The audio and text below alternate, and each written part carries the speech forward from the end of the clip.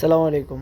আজকে এনটিভিতে একটা জরিপ চালাইতেছে, সেটা হচ্ছে জামাত ইসলামীর আমির বলছে আহ, ওরা যদি বাংলাদেশের ক্ষমতায় আসতে থাকে বাংলাদেশের প্রতিটা সন্তানকে তাদের নিজের সন্তানের মতো হিসেবে দেখবে। এই বক্তব্যে আপনারা কি জামাতের সাথে একমত কিনা এই জিনিসটা জানানোর জন্য ওর একটা ক্যাম্পেইন চলতেছে, ঠিক আছে?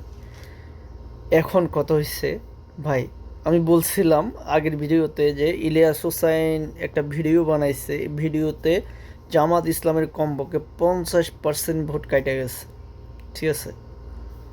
তার প্রমাণ হচ্ছে আজকে এনটিভির যেই পাবলিক রিয়েকশন নিতেছে এই জিনিসটা দেখেন। অ্যান্ড এইখানে যদি ইলিয়াস হোসেনের যে ভিডিওটা বানানোর আগের ইয়াগুলো দেখেন আপনারা, ঠিক আছে, আগের জনমতগুলো দেখেন জামাতের পক্ষে, ঠিক আছে, ওইখানে আপনারা দেখবেন ভোট পড়ছে প্রায় 90%, 95% এরকম ভোট পড়ে, 98, 97% পর্যন্ত এরকম ভোট পড়ছে জামাতের পক্ষে। অ্যান্ড ইলিয়াস হোসাইন যখন ভিডিওটা বানানোর পরে আজকে হচ্ছে শুক্রবার, জুমার দিন। সো আজকে যেটা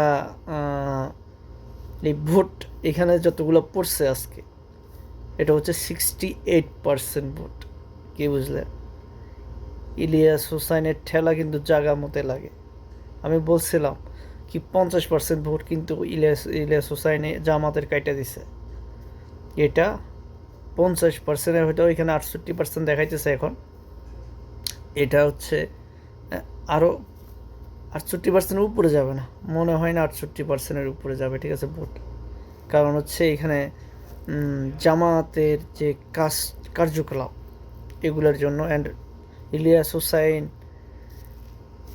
এমনি এমনিতে একটা কথা বলে না, উনি জেনে শুনে তারপর কথা বলে। আর জামাত ইসলামের মানুষ এখন ইলিয়াস হোসেনের পিছনে যেভাবে লাগছে, হ্যাঁ, ওনাকে ইন্ডিয়ার বলতেছে, এটা বলতেছে।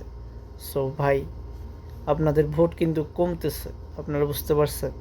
ভোট আরও কমবে। ইলিয়াস হোসেন যদি আরেকটা বাস দেয় না, 40%-এ চলে আসবে আপনাদের। সো এখনো সময় আছে, এগুলো ছাইরা দেন।